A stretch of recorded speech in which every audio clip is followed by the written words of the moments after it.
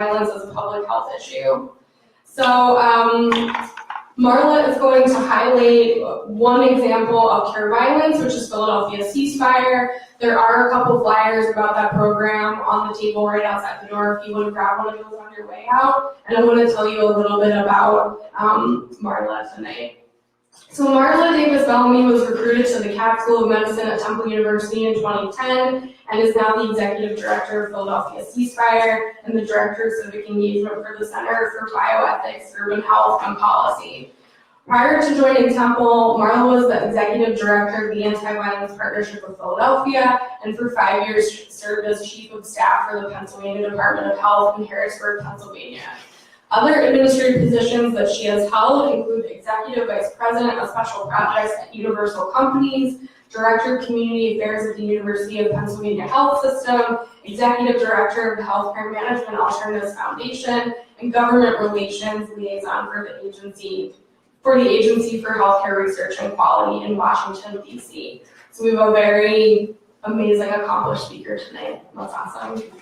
Marla served as a law clerk to the late Johnny Cochran Jr. in Los Angeles and is a former radio talk show host at WURD 900 AM in Philadelphia. She's also a Golden Light member of Delta Sigma Theta Sorority Incorporated and former president and regional director of the Philadelphia chapter of Johnson C. Smith Alumni Association. Marla is happily married to Victor Bellamy and is a third-generation graduate of Johnson C. Smith University, where she holds a bachelor's degree in communications. She also has a master's degree from the Feld Center of Government at the University of Pennsylvania and a Juris Doctorate from Temple University School of Law. Marla will give a presentation for about 45 minutes and then she'll take questions. And I'm so excited to hear what she has to share with us tonight. So let's welcome Marla.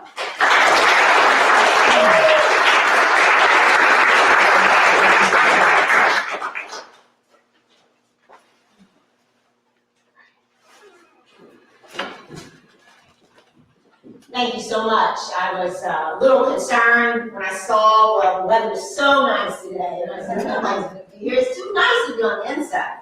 So I'm encouraged by seeing all of you because we have a lot of work to do. We've got some work to do here in this city in particular. How many of you from Philadelphia? Wow, that's great. That's great because when I talk about violence, and I talk about violence to all different kinds of audiences, one of the first things that people ask me, where are you from? Because, people kind of think that, you might be from New York or somewhere else, and here you're there, coming here to Philadelphia and doing something different. I was born and raised right here. In fact, I went to Masterman, not too far from here. Yay! That's right. Best years of my entire life. I'm telling you. I mean, Masterman's just set a footprint for me, so I'm just immensely grateful for the education I received. But I have done a lot of different things, as you heard, and probably explains why I'm so tired. But it's interesting. It's interesting because I'm one of those people that really feels as though one person can make a difference. And so, as I said to Lauren earlier, I said, if one person just comes tonight and kind of takes this message and takes it back, that is certainly encouraging and hopeful for me. But I'm representing tonight the Center for Bioethics, Urban Health, and Policy at Temple School of Medicine.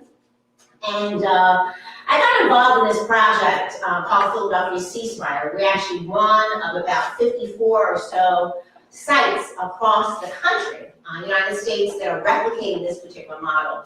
And I actually first heard about it when I was in Harrisburg under the leadership of Governor Rendell.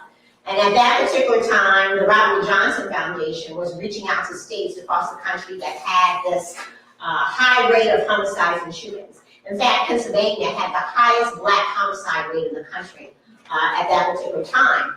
And so he said, this is a model that I think you folks really need to learn a little bit more about. And he was talking to the Department of Public Health.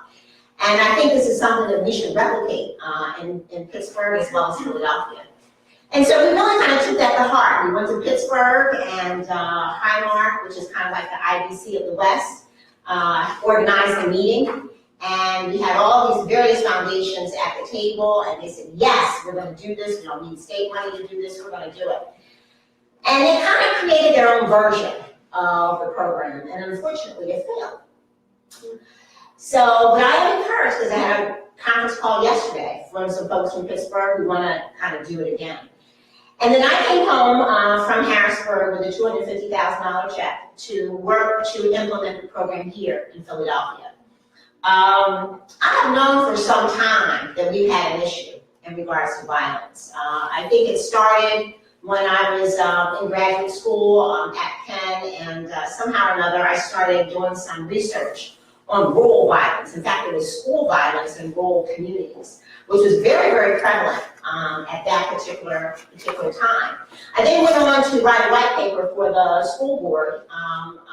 My instructor was serving in the school board, and at that particular time they were considering eliminating or discontinuing kindergarten. So it was a full day, half day kind of research that I did, full day, half day kindergarten, and whether or not, the city of Philadelphia really needed kindergarten. And I was talking to or interviewing kindergarten teachers and first grade teachers. And at that particular time, it was amazing to me. Many of the teachers, in fact about 90% or so, mentioned the fact that their students were very aggressive, unlike years before. Kindergartners are known to be very nurturing, very caring, and they described young people who were very disruptive, very physical, would fight, and this was something I never forget talking to some teachers who had taught for 30 years or so. They were saying there's something happening here with these students. That was about 20 years ago. And so as I have kind of watched in the background, or kind of watched on the sidelines, so to speak, about what's happening, I believe the elevation, or certainly the number of homicides and shootings that we're seeing across the nation is something that has happened certainly over a period of time. I know early in the 70s there was this gang issue, and we were able to kind of curb that, and now we are in a crisis. And I will say that we are in a crisis. So I came home to Philadelphia with a $250,000 check, went shopping around, talking to various folks about who would actually host this program.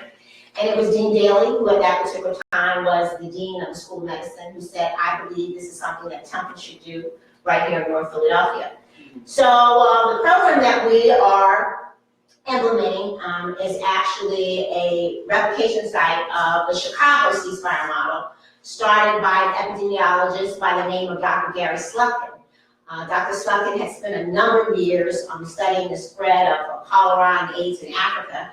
And then after coming home to Chicago, he began mapping out the shootings in Chicago and noticed that they looked very similar to the outbreaks that he had worked on in Africa. So he began thinking about creating this model, a model that kind of looked at violence as a public health issue. Certainly it was not a new concept, because those of you from Philadelphia know that our former Surgeon General, C.F. Coop, was the first actually Surgeon General who began looking at this whole notion of violence as a public health issue. So we are housed within the Center of Bioethics, Urban Health and Policy at Temple. And we started on this journey in 2010 actually. We held what I call assessment meetings. We had 6 meetings to talk about this whole notion of violence as a public health issue, and to talk about the model and whether or not Philadelphia was right for something like this. And certainly as the chief of staff of the Department of Public Health, I can tell you that outbreaks and tracking outbreaks is something that the State Department does all the time. And this particular model really mimics an outbreak in terms of what public health workers would do in the event that there was an outbreak in a particular community. We certainly have expanded. The program actually has expanded. It's now actually an international program, also being replicated in 8 international countries, from Syria to Cape Town, South Africa, to the UK.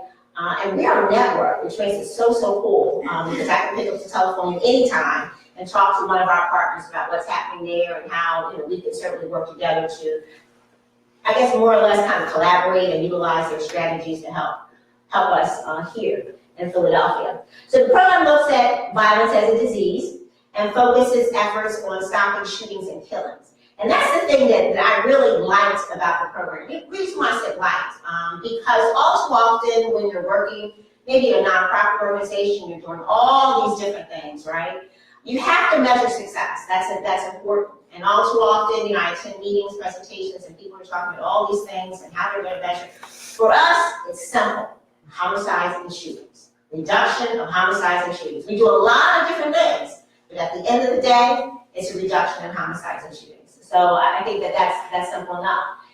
It also is a community-driven effort, and I thought certainly that was important, particularly in terms of Philadelphia being a city of neighborhoods, because all too often you have folks who kind of come in the neighborhood and kind of talk about what they think is good for that particular neighborhood without consulting, without engaging those folks. And so, I said this is something that I think that really would work, if in fact we engaged and certainly had included the leadership of these various neighborhoods in terms of being involved in this particular program. Youth violence is an issue, first and foremost. All of the cities that are replicating the model, we can tell you firsthand. In fact, I was looking for my phone. When you see my phone, I left it in the car, which is a dangerous thing because I receive a text message for every homicide and shooting that occurs in Philadelphia, 24/7, 365 days a year. And so you can only imagine, right, what that looks like. But I want to tell you, I'm really encouraged. I haven't heard any numbers, but I do know, I believe that our numbers are actually down, and there's something a little strange going on right now, and you probably haven't heard this before, so I'll be the first to tell you. There are a lot more stabbings that are happening than shootings. A lot of stabbings are happening. And I talk to folks on why do you think that is? And I think there are a number of things going on, maybe availability of guns, the sentencing issue in terms of a gunshot victim. But there's some different kind of things happening, and it's not just happening here in Philadelphia. Chicago, violent crime is also going down as well. But more youth die from homicide each year than from cancer, heart disease, birth defects, flu, pneumonia, respiratory diseases, stroke, and diabetes combined. Let me read that again. More youth die from a homicide each year than from cancer, heart disease, birth defects, flu, pneumonia, respiratory diseases, stroke, and diabetes combined. That's outrageous. That's outrageous. In 2017 in Philadelphia, there were 317 victims of homicide.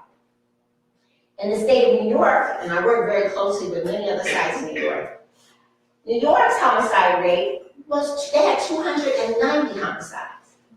We had more homicides in Philadelphia than in New York. And if anyone is here from New York, the population of New York is about 8.5 million people, and we're only 1.5 million. Right? One of the differences also, and I will tell you in terms of the work that we do, the state of New York has 34 pure violent sites across the state. 34, okay? We have in Pennsylvania, just one. So we certainly have a lot of work to do. A total of almost 600,000 youth aged 10 to 24 were treated in U.S. emergency departments for non-fatal physical assault-related injuries. You don't even hear about them, right? You hear about the homicides, but you don't hear about all these other assault-related injuries. So why is violence a public health issue?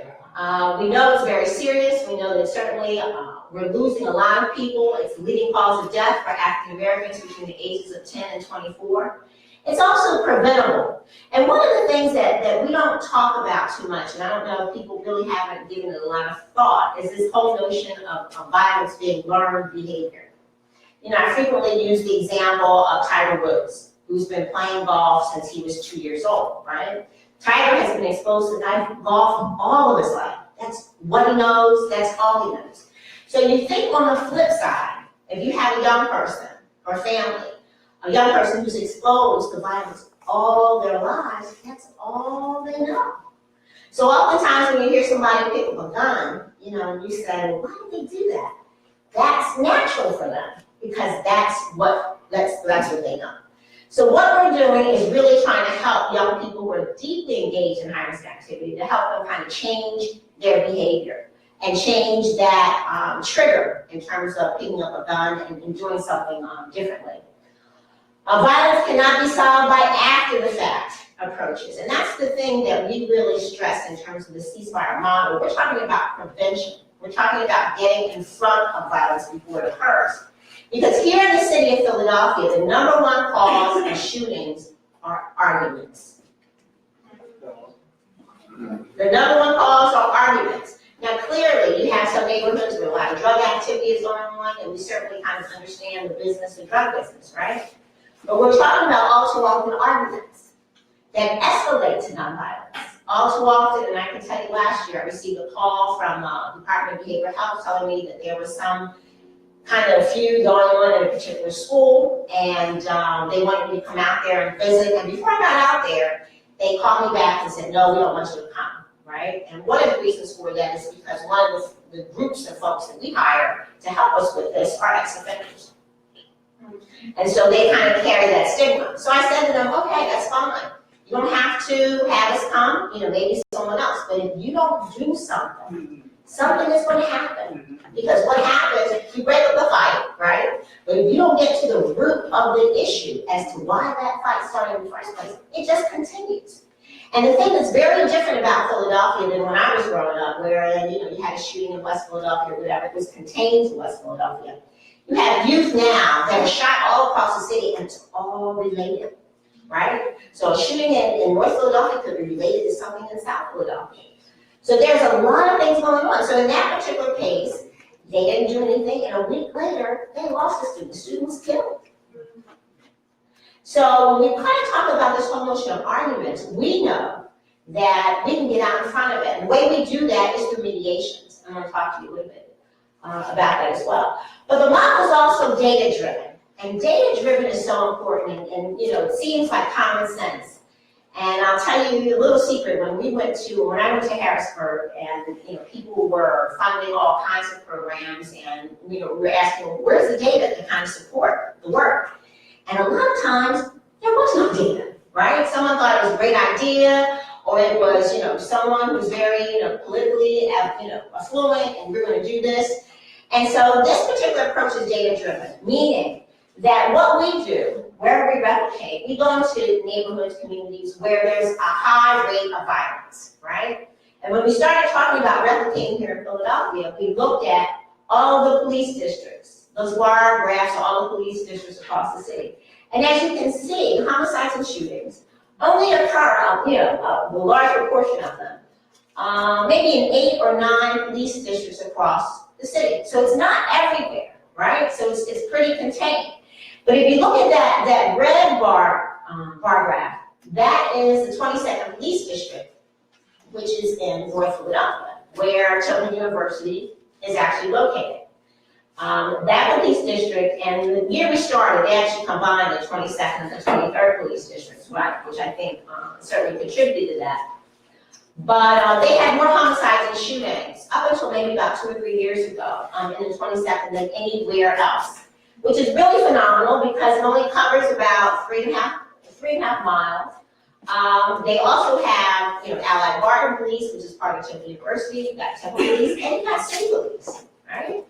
And all of this shooting is actually going on. But I'll never forget, former Police Commissioner Ramsey said, if you can do this, and he was very supportive of the model because he's from Chicago and knew about the model that started there. But he said, listen, if you can do something in the 22nd Police District, you can do it anywhere. Mm-hmm. So we did this in the 22nd Police District. And we did this first and foremost by hiring what we call credible messengers. These are people who are from that community, right? Makes sense. You don't want someone from West Philadelphia coming to South Philadelphia telling folks what to do, how to do it. It doesn't work like that. In fact, even the violence is different by neighborhood, right? So we hired people who are from the neighborhood.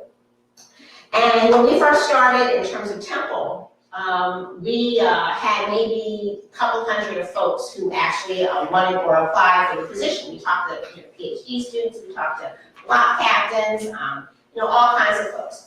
But I can tell you, it wasn't until an ex-offender walked into that room and told us everything that was going on in the community, who's involved, who is doing it. I was just amazed. I was like, oh my God, they are a wealth of information that no one taps at all. And if you think about it, we talk oftentimes about AA, and if you have an AA sponsor, right, this is someone who's going through that same kind of situation, so it should make sense. If in fact we have violence, why aren't we trying to get out in front of it, but why aren't we also utilizing those folks who are deeply, or who used to be deeply engaged in violence? So those are typically the individuals that are hired by all of the sites. We also work to identify those that are engaged in high-risk activity. And how that works is, if in fact you're a credible messenger, right, and that means, folks in the neighborhood look up to you, they know, you've changed your life, they already know who the high risks are, right? So it's not difficult, because I get this question all the time. How do they know who to identify? These guys who you hired, they know. They know who's on the corner, they know, Bebe's kids are doing this. They already know. But we give them 90 days to identify 15 to 20 individuals who are high risk. And when we say high risk, we're not talking about folks who are shoplifting, folks who are truant. We're talking about deeply engaged in high risk activity, okay? Because if you think about it this way, have any of you been a victim of violent crime at all? Okay, you have. Well, I tell you, I actually was a victim. My uncle owned a restaurant, and I was working there, and one night I took everyone home. And then I come back to my apartment. I was living in Manhattan at the time, and someone approached me about taking my bag. Now, you hear all this all the time. Why didn't you just give up the bag? Why didn't you just give it back? That is not your first instinct, folks. I can tell you, here I was, struggling back and forth with a pocketbook. They had no money in it. 3 o'clock in the morning. And then something said, what are you doing? There's no one out here. You can get hurt. So I let my bag go, okay? I went to court. DA's office contacted me the night before. Can you come to court and see if you can identify this person? Sure. I went there, and there were probably about 40 other women who had gone through the same thing, right? And when you walked in there, everyone said, that's him, okay? Now think about it. Once you get him off the street, right? A lot of the shoplifting, the bag grabbing and all that goes down. Because you don't have, this is another thing, you don't have a lot of people who are committing this violent crime, right? It's just a few folks that are doing a lot of stuff. But once you infiltrate those individuals, and for us, we get them to do some other things other than violent crime goes down. We also saturate our area with flyers and posters. We talk about stop shooting people, that we need to find some other means to resolve our conflicts. We're on call 24/7 for neighborhoods. We have a 24/7 hotline. We tell folks in the neighborhood, in the event you've got a dispute going on, let us know. We'll come out 24/7, work with folks to mediate those conflicts. We respond to neighborhood shootings, as I said to you earlier, when I receive a text from the police department that a shooting has occurred at 16th and Diamond. I send out a text to all of our workers, whoever's in the area, 16th and Diamond, goes physically to 16th and Diamond. Goes out there, talks to the folks on the street, talk about kind of what happened, why it happened. We're also very interested in retaliation, because that's another component of things when someone gets shot. We don't want someone else to get shot as a result of this. And oftentimes when people, in fact, especially victims of homicide, family members and friends are very, very angry. I'll never forget, a couple years ago, we had a 13-year-old that was killed near one of the elementary schools near Temple. And one of the 3rd grade teachers from the school that he was killed, he attended, called me up and said, our class is planning to retaliate. 3rd graders. Okay? So when, again, we talk about learned behavior. This is what they want. This is what they're seeing, from everyone around them. Establish relationships with the shooting victim. We are fortunate now that we have what we call hospital responders. We have 2 hospital responders in Temple, Einstein, and Penn Presbyterian. So when that shooting victim that was shot at 15th and Diamond, when they come into Temple, hopefully someone has contacted us, and then we'll get in there and start talking to the patient about their life. Because, some of you may or may not be aware, but typically a shooting victim is a shooting victim one day and a perpetrator the next day, okay? Very, very seldom do we have innocent victims in terms of gun violence. I'm not saying it doesn't happen because it does. But for the most part, when something happens, typically there's something behind it, okay? But what we do is we start talking to them, and again, because we're talking about credible messengers, many of our guys know the victim, or they know the family of the victim, okay? We start talking to them about life and lifestyle. In fact, we don't really have to say that to them, because many of them, I'm talking to them on the phone while they're in the ER or trauma, I don't want to live like this. I don't want to die. Because that's the other misconception, because I had it as well. I thought, these guys are so callous about what they're doing. They must, don't care about living or dying. They do not want to die, okay? They're carrying guns because they want to protect themselves. But if, in fact, for instance, when I mentioned the mediation, the reason why they are so receptive to mediation is because they can sit down, we can squash the beef, and they can walk away alive, right? It's a heavy, heavy burden if you gotta go to bed every night knowing that there's someone out there who's trying to kill you. So the whole notion of squashing that and really trying to address the argument and eliminating all of that is real. So these guys want to change their life. They talk about, I don't want to do this anymore. They recognize I could die out here tonight. So I want to change my life. And so our guys in the hospital, they begin working with them. They continue to follow them even after they are discharged. And then they talk to family members and friends, right? Because many of their family member friends are also engaged in the same lifestyle. So we get calls and we start working with them as well. So I talked about mediating conflicts. We also hold what we call a shooting response, 72 hours after each event. Shooting response could be anything. It could be a march, it could be just a gathering of friends. But again, it gives us an opportunity to talk about violence and how we need to do something different. In terms of the right program participants, our target, and generally most of the sites say 14 to 25, but here in Philadelphia and across the nation, our shooting victims are getting much, much older. 35, 40, 50-year-olds who are shooting victims. Some of them are people who are coming home from prison, think that they can engage in the life again, and then they're shot. So we're not seeing as many young people shot as we have in the past. So we're actually working with folks as old as 50. They have to have a prior history of offending arrests, or be a member of a gang, have been in prison, recent victim of a shooting, or involved in high-risk street activity. So this is how this works. So when our guys are walking in the street, or they want to bring someone into our program, the individual that they bring into the program has to meet at least 4 of those criteria. So that's why I say we're looking for the worst of the worst. And I get this all the time about, what about our kindergartners or our young people? I get that. I'm very much concerned. In fact, really, really concerned about this 18-month-old child that was shot last week. But our program is about working with those who are engaged in the high-risk activity now, because we can't ignore them. And that's, what I think our city feels as if works. It doesn't work.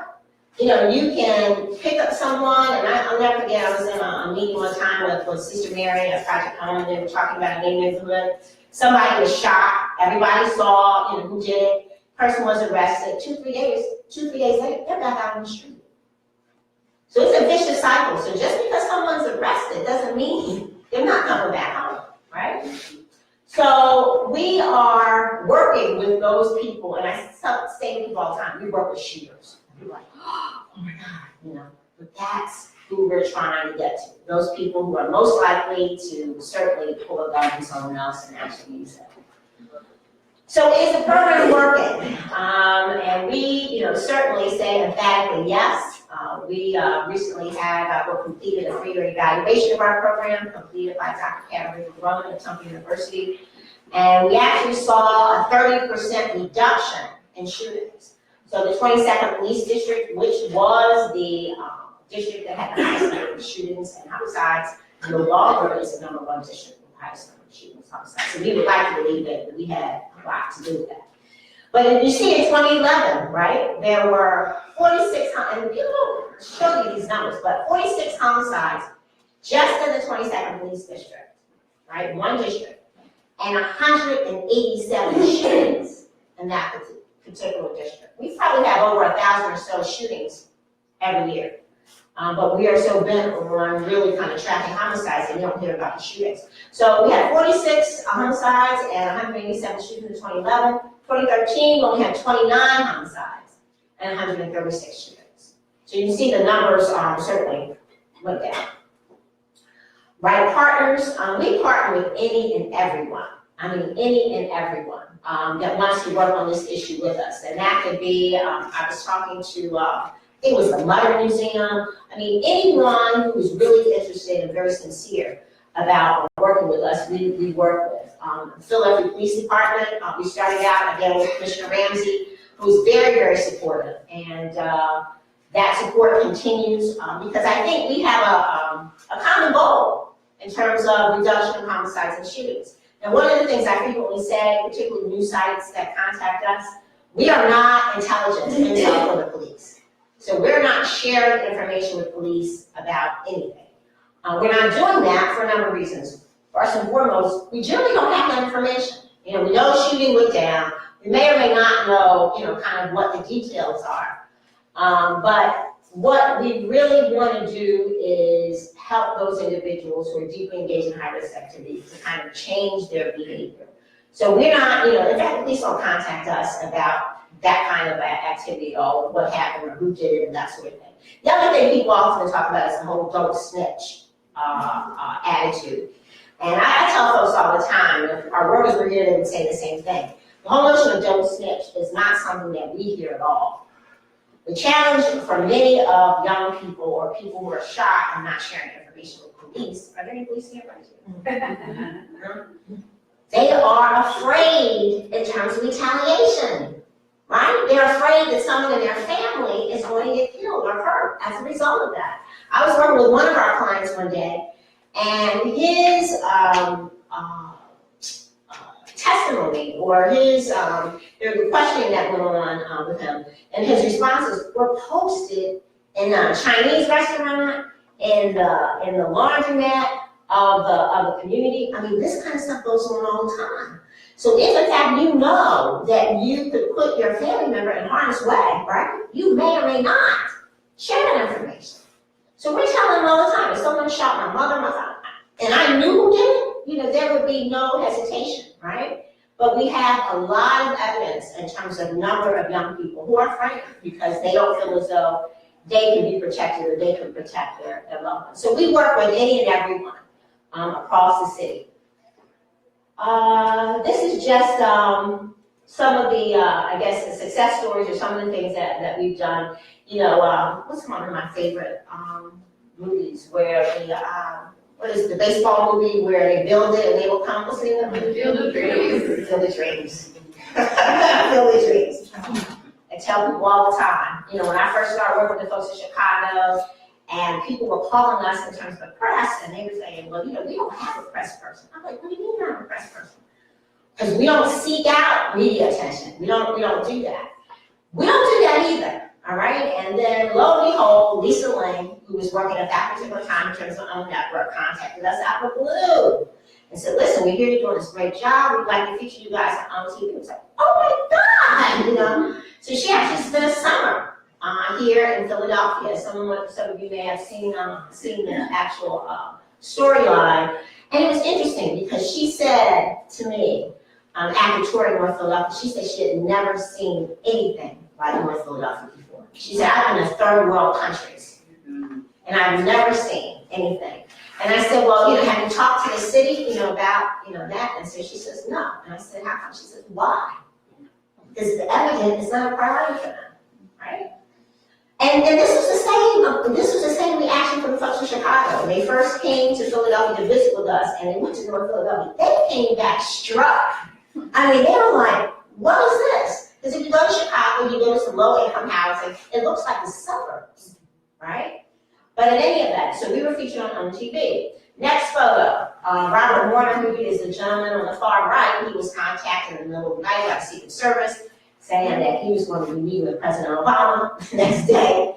And President Obama actually spoke about certainly mass incarceration, and identified some young men that he wanted to talk to about some of the work that they were doing in the city. So that's where that photo came The Winnebago, 33-foot Winnebago down there.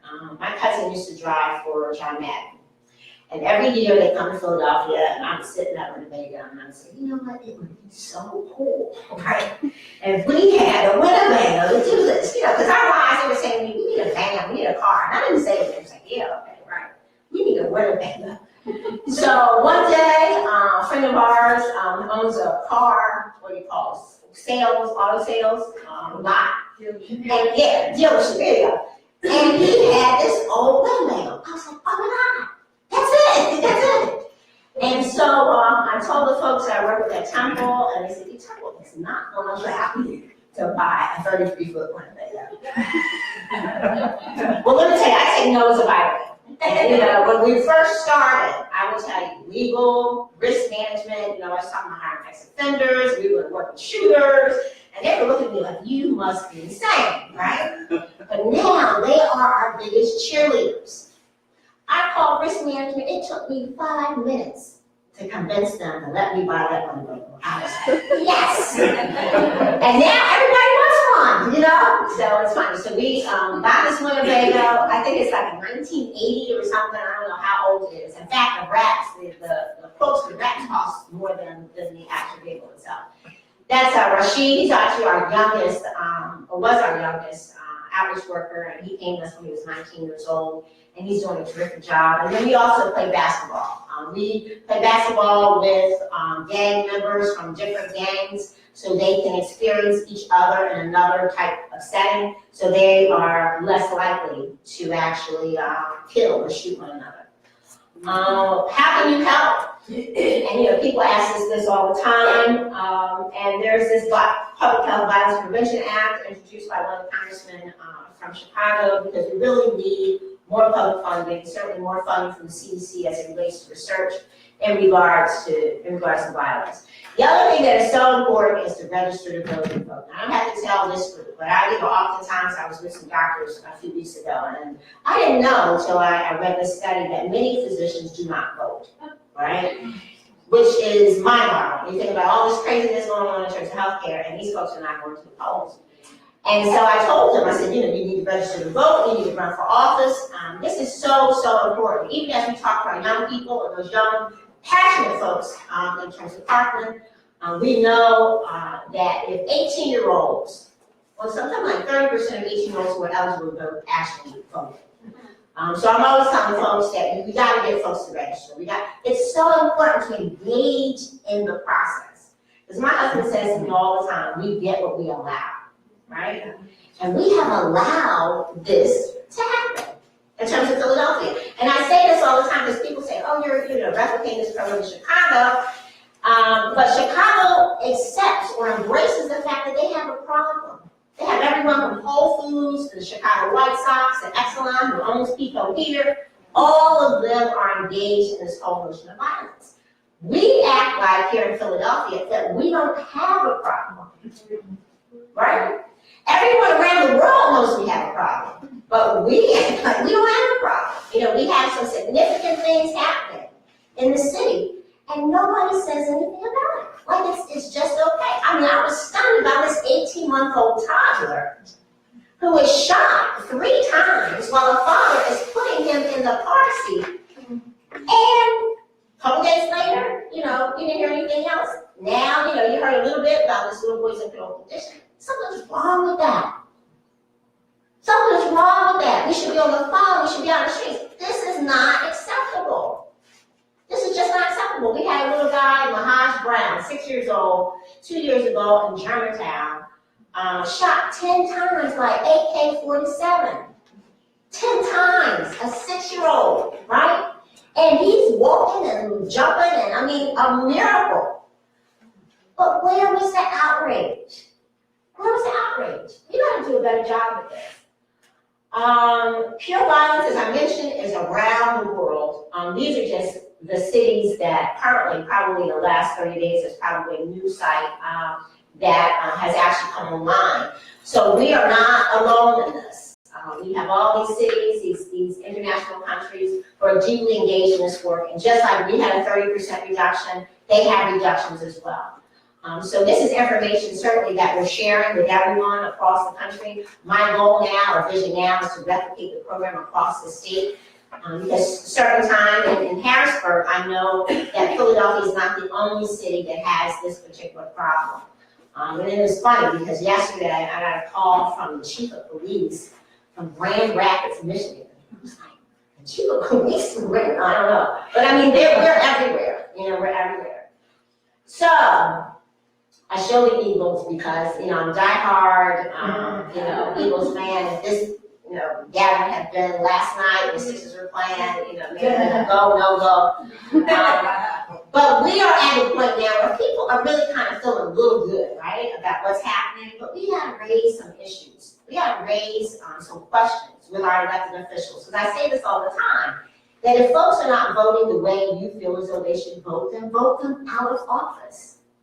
Vote them out of office. I can tell you, and I think it's in 2006, where you might remember many of our elected officials, state officials, voted themselves a raise, right? There were maybe like 30, 40 counties, they voted those people out of office. We didn't do that in Philadelphia, right? We kept our same people. And I tell you, we have some nice legislators, nice people, okay? But when you go to Harrisburg, this is why, one of the reasons why I accepted this challenge, you've got to do something, right? You've got to use that influence to make a difference and make an impact. If you're not doing that, you don't need to be there. So I think we really need to start holding folks accountable, and I think that's one of certainly the highlights or high points that I've gotten in terms of the Parkland situation, where these young people are saying, wait a minute, we got to hold you accountable for what you're doing, and if you're not doing what we think you should do, you should vote them out. Our office is located on the main campus. We're right at Broad and CeaseFire Moore. That's our contact information. And we certainly hope that you, in fact, some of you, all of you, may already be engaged and involved, but if you're not, certainly we would welcome volunteers, but we also want folks to be engaged in something. I say this all the time, choose an issue, any issue. It doesn't have to be violence, it can be education, it can be anything, but choose an issue and get involved. Thank you very much.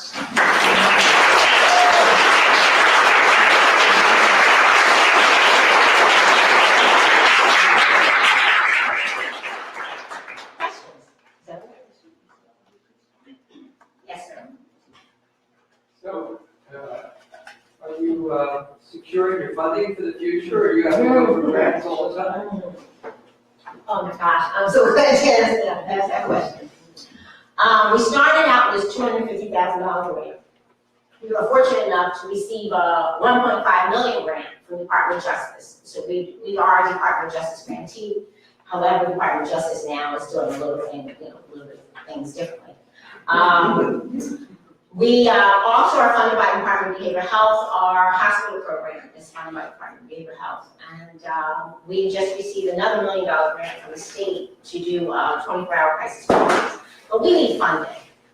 I mean, this work, and I say all the time, because when I talk about our hospital responders, our outreach workers, people think that they're volunteers. They're not. They are full-time employees of Temple University. Temple University assumes the risk. They, certainly, like I said, had some questions in terms of bringing folks on board with criminal backgrounds, but it has worked. And we don't have anyone on our staff that hasn't been with us less than 5 years. The average salary, the starting salary is somewhere between $33,000 and $35,000 a year. And so these guys are extremely grateful, right? Because once you have a couple, this is another thing that I learned something from them every day. But once you have a couple of felonies, right, on your record, they know, or people feel as though they can't get a job, that they're not going to get a job.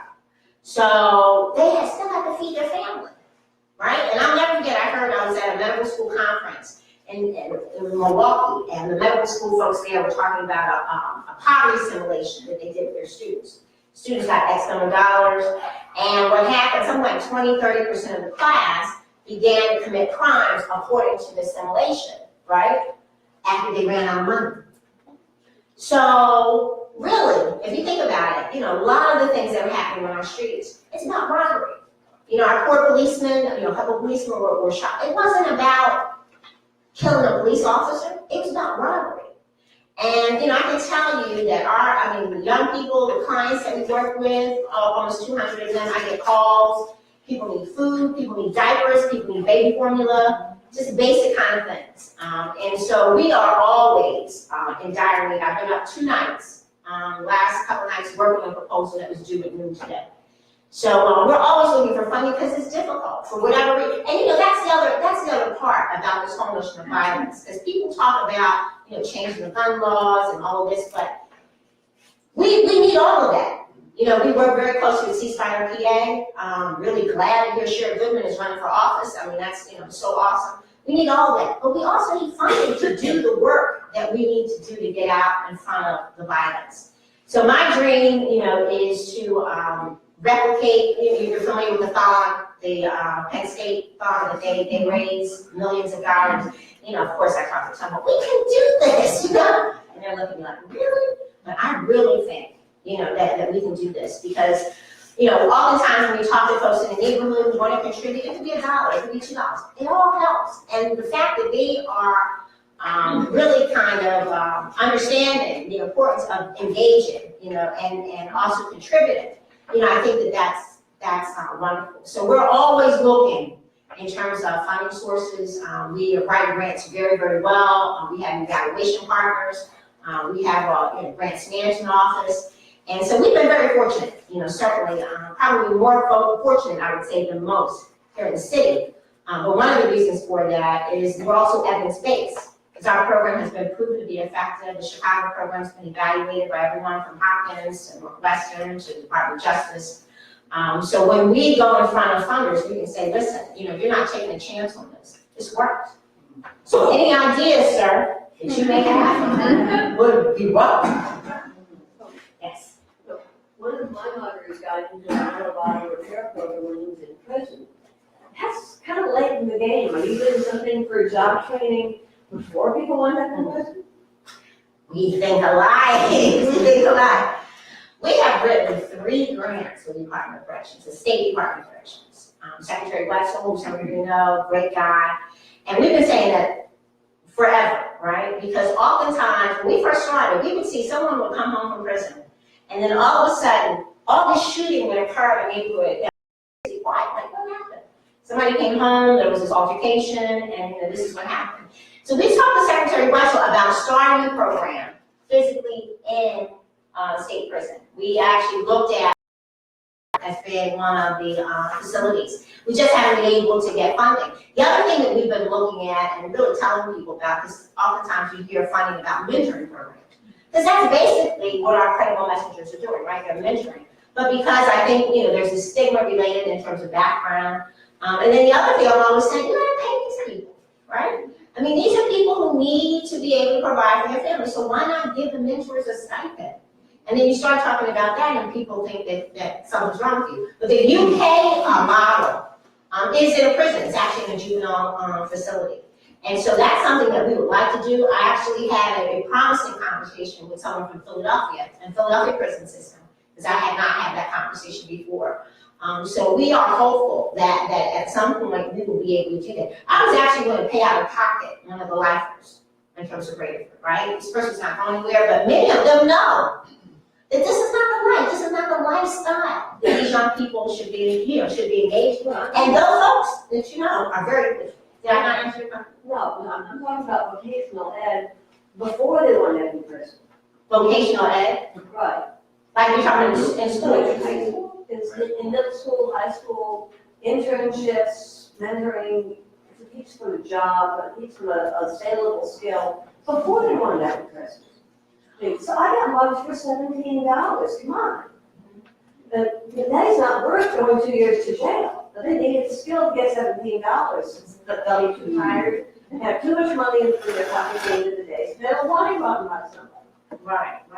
Well, we have, in terms of Philadelphia, we had a lot of vocational education programs years ago, right? That went away for whatever reason. They went away. And so we don't have as many now. But we in terms of Philadelphia CeaseFire, we have connections. I've been working with many contractors, people who are kind of like do a lot of independent work. And so they afford our folks an opportunity to work with them, because we know the whole notion of job training, right, is so important. And so we do have a group of laborers in some of the couple of unions who are working with our folks. And then even in prison, quite frankly, they do get a lot of training. Fiber optic training, a lot of training like that. And then hopefully when they do come home, they're able to identify employment opportunities. But we know that that's important. That's important. But again, and I've been saying this now, we have this new, they're not the school district. It's not the board. What do they call the new group? Now we're getting a school board, yes. Right, it's a new school board.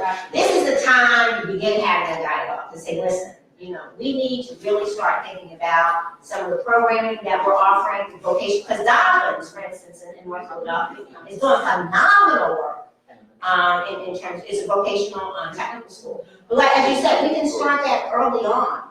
Because one of the things that we say with our clients, we ask them, what have you been dreaming about? What are you good at? Right? I had a young man walk into my office. He was actually a college graduate, but he had gotten caught up with the wrong crowd, and I just thought he was suicidal because he was so depressed. And I asked him, what have you been thinking about? What have you been dreaming about? What is it that you always wanted to do? And he said, I always wanted to be a plumber. His dad was a plumber. So I picked up the phone and called my cousin, who at that particular time had a plumber who was working in her house. And I had never met this man or anything. So I said to her, listen, I need to talk to the plumber in your house.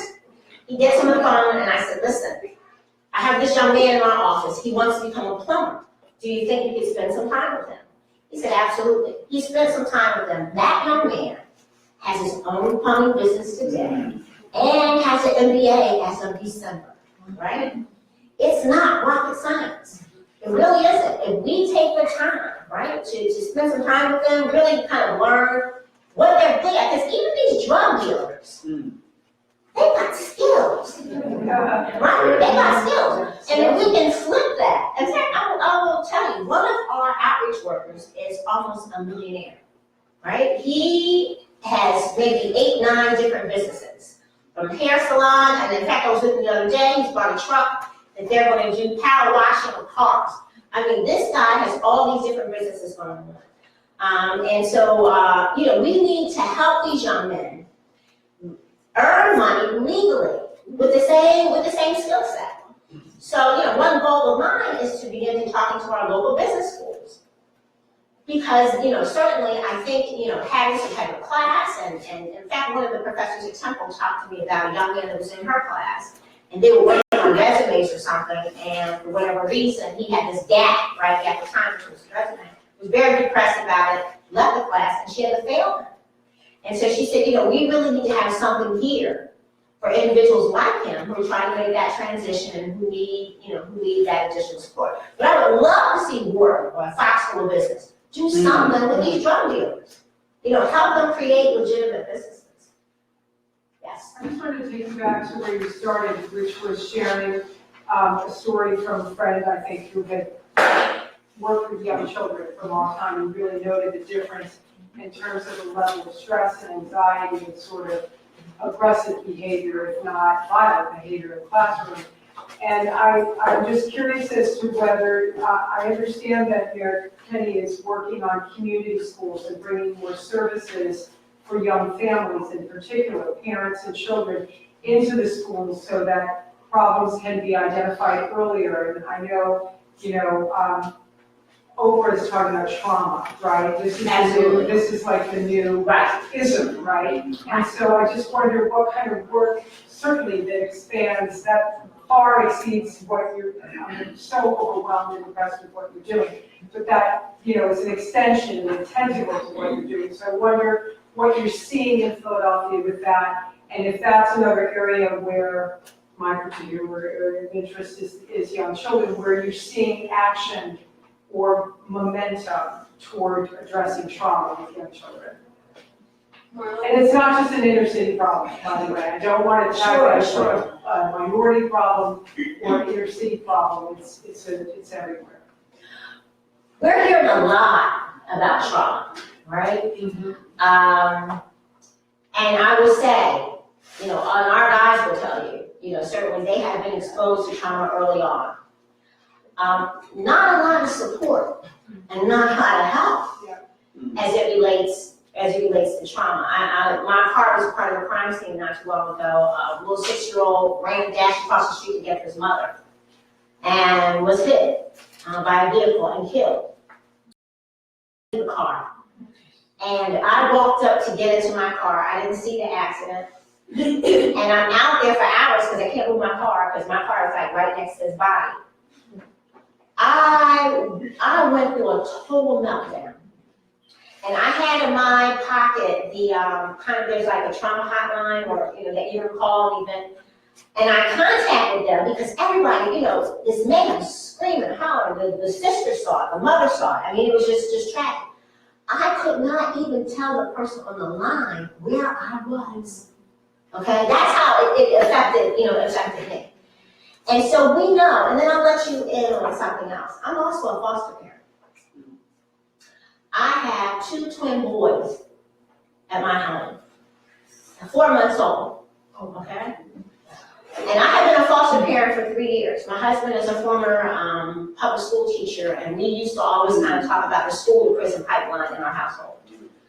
So we said, listen, we're going to do something, because this is my job, right? This is, I get paid to do this, but we said we're going to do something outside of that. And so we said, we're going to kind of venture into the foster system. Let me tell you this, the trauma and the problems start at birth. That's where it starts. It starts at birth. I had a very, very lengthy conversation not too long ago with a 2-year-old recently, talking about violence, talking about her father in jail, et cetera, et cetera. It starts from day one. It starts from day one. And as we talk about this adverse childhood experiences, there's this, survey where you can take and, you identify different things in terms of your background. Our little guys have a score of 4 now, and they're 4 months old. So the part that concerns me, not just the conversation about trauma, we don't connect foster care to violence, all of this stuff is connected.